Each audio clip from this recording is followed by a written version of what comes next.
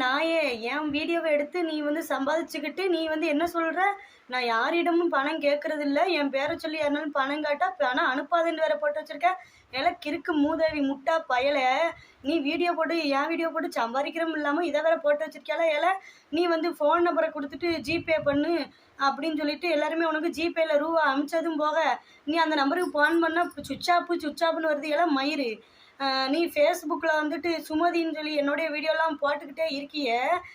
முந்தானத்துக்கு போட்ட வீடியோ கூட அதில் இருக்குது. நல்ல என்னைய வாட்ச் பண்ணுதியால. ஏல நாய் வாட்ச் பண்ணுதியோ? ஏன் உன் முகரையை காமிக்க வேண்டியதானே? ஏன் முட்டா மூதேவி, உன் முகரையை காட்ட வேண்டியதானே? ஏன் என் வீடியோவை எடுத்து போட்டு சம்பாதிக்க? நேற்று போட்ட வீடியோ பார்த்தா ஃபேஸ்புக்கில் இருக்குது, முந்தானத்து போட்ட வீடியோ பார்த்தா ஃபேஸ்புக்கில் இருக்குது. ஒரு ஹோட்டல் போகிறேன், நான் யூடியூப் மூலமாக வந்து பிரபலமானனோ என்னமோ தெரியல.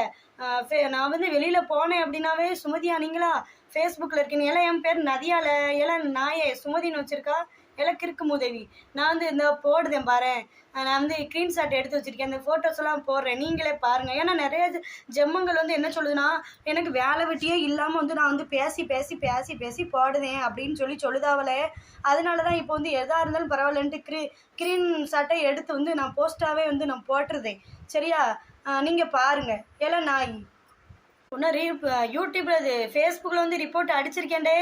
இனிமேல் பார்த்து கவனமாக இரு. இன்னமும் நீ வீடியோ நீ எடுத்து போட உனக்கு சாவுகளை நெருங்கிட்டு அவ்வளோதான் நான் சொல்லுவேன்.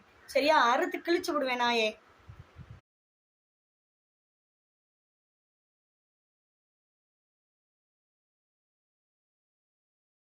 என் வீடியோவை எடுத்து 1,00,000 ஃபாலோவர்ஸ் உனக்கு.